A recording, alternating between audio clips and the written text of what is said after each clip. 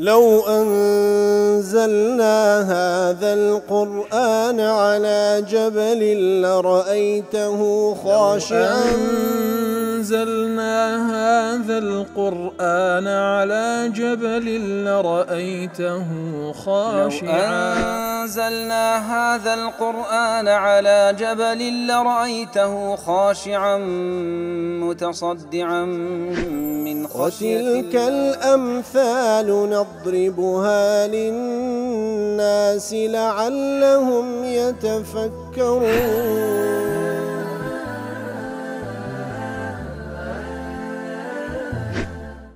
الحمد لله والصلاة والسلام على رسول الله وعلى آله وصحبه ومن والاه.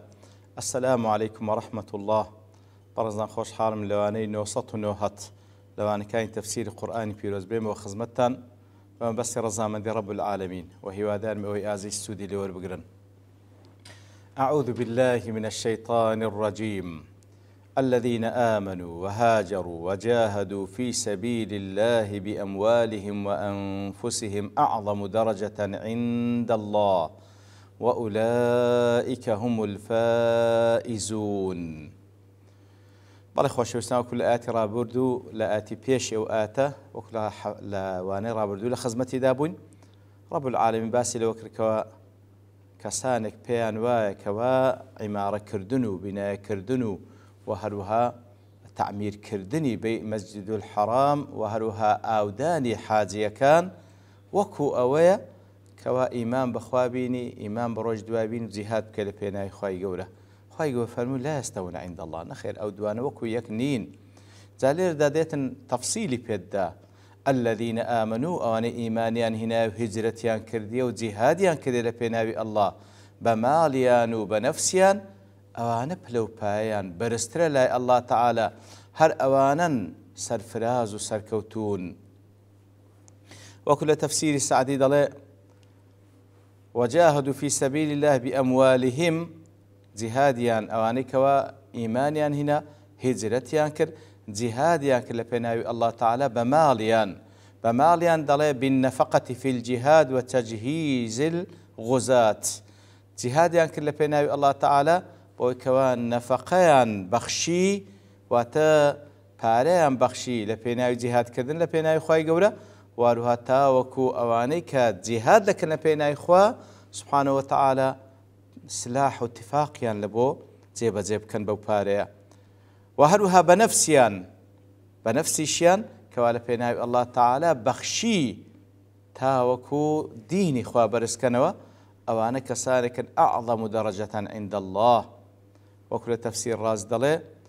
ئەعظەم دەرەجە، ئەوانە پلەپایان بەرزترە، ما أنه ليس للكفار درجة. ئەعظەم دیارە ئەگەر وەکو بڵێ مقارنە لە بینی دوو شت بکەی بڵێ ئەوە باشترە لەوی، ئێدەی باشە خۆ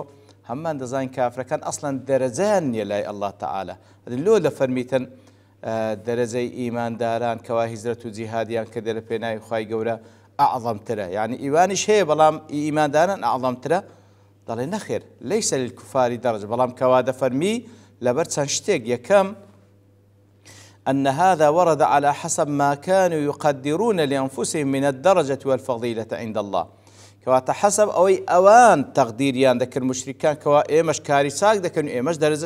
درزك من هي لا إخوائي قول سبحانه وتعالى حسب تقديري أوان إخوائي قول إيمان داران أعظم درجة. ولا خالد كأن يكون المراد أن أولئك أعظم درجة من كل من لم يكن موصوفا بهذه الصفات، كواتا بوشي وشهاتية ما بس تيدا أوانا أو إيمان داراني كوا بو صفتان وصف ذكرين أوانا درجان لهمو أوانا برستلا كوا صفتان يعني تنبيها على أنهم لما كانوا أفضل من المؤمنين الذين ما كانوا موصوفين بهذه الصفات فبأن لا يقاسوا إلى الكفار أو لا. كواتا وكو أقدار كدنويكا أو إيمان داراني كوا هجرة و جیهادیان کردێ لە پێناوی ئەڵڵا تەعالا بە نەفس و بە ماڵیان، ئەوانە دەرەجەیان بەرزترە لەو ئیماندارانەی کەوا هیجرەت و جیهادیان نەکردێ. کەواتە لەگەڵ ئیمانداران قیاس دەکرێن کەوا ئیماندار مادەم ئیماندارە و موحیدە دەرەجەی هەر هەیە لای خوای گەورە، بەڵام ئەگەر هیجرەت و جیهادی کردبی بە تەئکید ئەعظەم دەرەجە، دەرەجەیان بەرزترە. نەک لەگەڵ کافران فەما البال بالكافرين کەواتە لەگەڵ کافران قیاس ناکرێن. لە خاڵێکی دیکە أن يكون أن المراد المؤمن المجاهد المهاجر أفضل ممن على السقاية والعمارة كواتا يعني أوتا ما بس تيدا حتى تفضيلك بين إيمان داران بلام إيمان دارك هجرة جهاد دكا إيمان دارش تنها خريش بيت الحرام خزمتي دكا وهو خزمتي حاجة كان دكا بوي كآويان بيدا بوي المراد منه ترجيح تلك الأعمال على هذه الأعمال وكوا أعمال مهاجر ومجاهدة كي برسترلا سقاية ولا عمارة. ولا شك أن السقاية والعمارة من أعمال الخير خوشش تدانية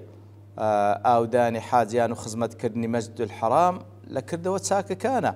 وإنما بطل إيجابهما للثواب في حق الكفار مرام لحق كافران أو كردوان أقر بشيب كان ما دام كافرا هيتس أزل باداش يعني لأن قيام الكفر الذي هو أعظم الجنايات يمنع ظهور ذلك الأثر لبركسي كواصفة كفر تيدابي كواقورترين زريمة أو كفر همو صفات تساككاني أو كساقر هشعبي هموي حزب دكا ومنع دكا وهموي دشاري توا لتفسير المحرر دلي أي أصحاب محمد عليه الصلاة والسلام الذين آمنوا بالله تعالى وبكل ما يجب عليهم الإيمان به كاتل يرداد فرمين ببستكا باز لأصحاب دكا أخوان رازبي أو أنك إيمانيا بالله تعالى هنا وإيمانيا بهمو أوشتان هنا كبيرست إيماني بيبينن وهزرتيان كردية هاتين مدينة خزمة بيغمبر صلى الله عليه وسلم وجهاديان كده لبينا يبرز كرنوي كلمة الله تعالى بماليان ونفسيان أو أنا منزلتيان برسترا ومكانتيان لا الله تعالى برسترا لواني كوا مشركا كاتي كوا بس خريشي تعمير كرني بيت مسجد الحرام خزمة كردني حاجة كانن وأولئك هم الفائزون وكل تفسير قاسمي دل أي لا أنتم أي المختصون بالفوز دونكم كواتا أولئك هم الفائزون وتأواننا كوا صفاتنا هي إيمان بالله وإيمان باليوم الآخر وجهاد هجرته جهاد لبينا الله تعالى هر أواننا فائز سركوت سرفرازا نق مقابل كان كوا مشرك كان وكل تفسير سعد جدالي أي لا يفوز بالمطلوب ولا ينجو من المرهوب يتكسك أوي كوا داوا كراوة لرحمة خوالو باشتبانو برين بدس ناينيو وأوي كوا إنسان لي دترسي لعذاب خواي قولوا لجهنم ولنا خوشكان كس لي نزاتي نابي إلا من اتصف بصفاتهم وتخلق بأخلاقهم ما قال كسك كوا أو صفات أو خروجتانها بك أوان هيتيان كبريت الإيمان بالله بروج دوايو وهلوا هجرته جهاد كرن بينا الله تعالى بنفسه بمال هل درجي باسي أوان داد فرمي يبشرهم ربهم برحمة منه ورضوان وجنات لهم فيها نعيم مقيم تفرمي الله تعالى مجدان بيدا پروردگاريان مجدان بيدا برحمتك للان خويو رازيبون لأوان للان خويو وبهشتاني كواتيدا هيل بويان نعيم مقيم خوشيتي بردوام وكل تفسير سعد دلي يبشرهم ربهم پروردگاريان مجدان بيدا جودا منه وكرما وبرا بهم كواتا پروردگاريان وكو سخاوتك ورز لينانك بيان دبخشي واعتناء ومحبة لهم وكو قرنجي بيدانك وكو خوشويستيق لبو أوان بيان دبخشي وكو أبي حيان دلي أسند التبشير إلى ربهم يبشرهم ربهم كواتا تشي مجدان بيدا پروردگاريان لما في ذلك من الإحسان إليهم بأن مالك أمرهم والناظر في مصالحهم هو الذي يبشرهم أو پروردگاري كوا هر أوي لدوشت ساككار لقلب بندكاني خوي أوي أو پروردگاري كوا مالك أمريان الرب يعني الخالق المالك المدبر الخالق المالك أو ذاتي كوا خلق يعني كردية وهروها همو كاروباري أوان لبردستيتي أو ذاتك وبري ويندبا ويأخذ ربهم الذي رباهم بنعمه ئەو پەروەردگاری کە بە نیعمەتەکانی خۆی ئەو بەندانی پەروەردە کردیە ئەو ڕەب و ئەو پەروەردگاریە کەوا موژدەیان پێددا. ابن عاشور دەڵێ إسناد التبشير إلى اسم الجلالة بصيغة المضارع كواتا كاتب يبشرهم ربهم بصيغي فعل مضارع هنا يتيوى المفيد للتجدد فعل مضارع سيري ودجيري تجدد وتزار لدواي زار مجديان بيدا مؤذن بتعاقب الخيرات عليهم كواتا إشارة لويكوا ببردوامي خير لدواي خير لبويان دي وتجدد إدخال السرور بذلك لهم زار لدواي زار خير لبويان دي تاوەکو بە بەردەوامی هەر بەرخۆشی لە خۆشی و لە سەعادەت و بەختەوەریدا بژیان. يبشرهم ربهم برحمة من برحمتك لان خوي وكل تفسير سعد دڵێ بەو ڕەحمەتەی ئەزالە بهم عنهم الشرور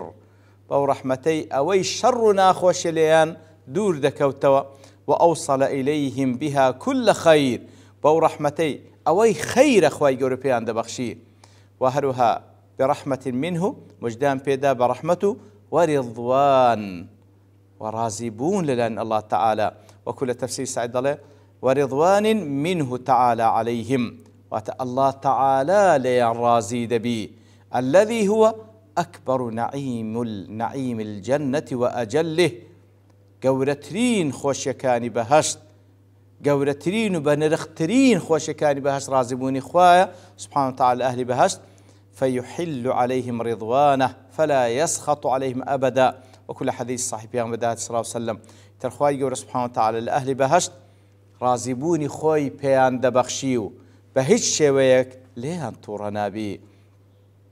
ولكل تفسير محرد له أي يعلم الله الذين آمنوا وهاجروا وجاهدوا في سبيل الله خوي جور سبحانه وتعالى أو إيمان دارانا بيان رادقين كإيمانيان هنا هزرتيان كريو جهاديان كريو بيان الله تعالى بأن لهم رحمة عظيمة من ربهم رحمتي زور قوريان الهيل لان پروردگارو يزول بها عنهم الشرور بويكوا أوي شرنا خوش لان دورك وتوبو رحمته ويصل إليهم بها كل خير أوي خير ساكي بو رحمته بيان دقا وأنه رضي عليهم رضا كاملا فلا يسخط عليهم أبدا أو رازبون ليان رازية قد ليان تورنا بي لا تفسير منار ذلك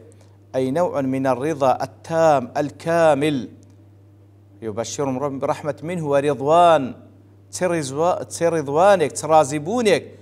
نوع من الرضا التام الكامل رازبونك وبالتواوتي وبكاملي بي الذي لا يشوبه ولا يعقوبه سخط بهش شويك نتوريتي دا ونلدواشي دي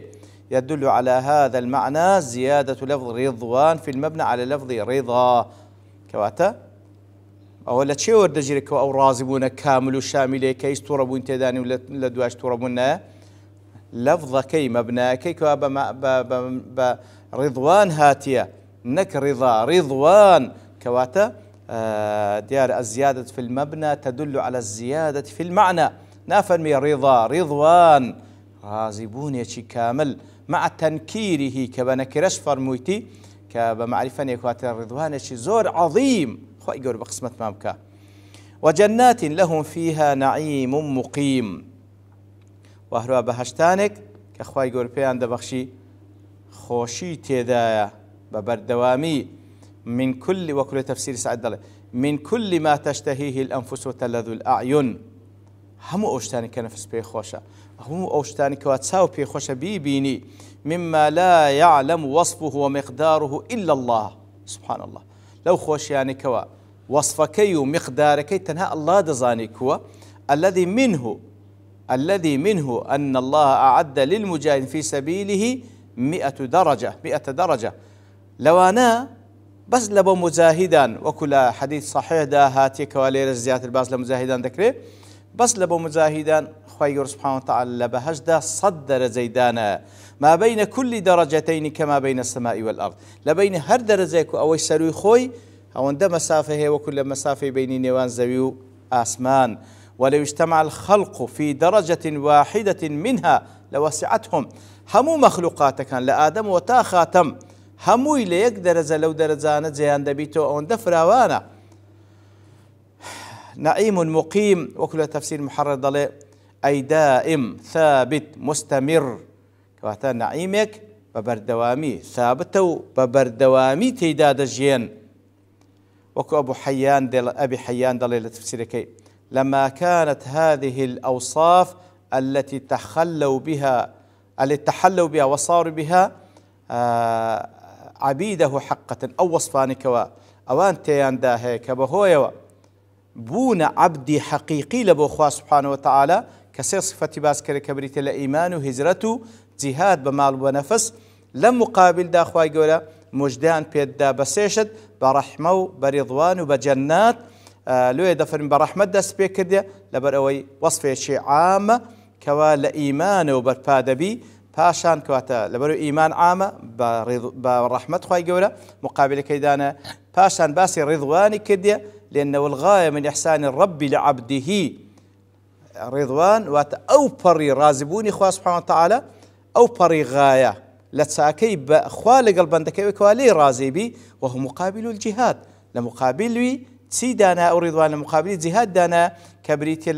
بخشيني مال ونفس لبيناوي خواه يقول سبحانه وتعالى وهروها وقدم على الجنات ورضوانكش لبيش بهشتكان باس كرديا لبرو رازبوني خوال بنده ساكترة لبهمو بهشت خوشكاني بهشت وسيميش وكد فرمي وجنات لهم فيها نعيم مقيم أي دائم لا ينقطع بهشتاني كوا بردوام وكوتاي بينا ايج مقابل بس بو هجرتي كوا لبيناي خواي جور سبحانه وتعالى خاكو ولات ونشتماني خوان بزيد لبيناي خواي جور لمقابل دا بهشتاني شان بقسمت دكا كهتا تيدا دمينينوا خواي جور لو كسان ما بجميرتن كوا مشمول بين بو رحمته بو رضوانه بو جناتي كوا هتا لخوشي دانا وصلى الله وسلم على نبينا محمد وعلى آله وصحبه أجمعين وآخر دعوانا الحمد لله رب العالمين. لو أنزلنا هذا القرآن على جبل لرأيته خاشعا أنزلنا هذا القرآن على جبل لرأيته خاشعا أنزلنا هذا القرآن على جبل لرأيته خاشعا متصدعا من وتلك الأمثال نضربها للناس لعلهم يتفكرون.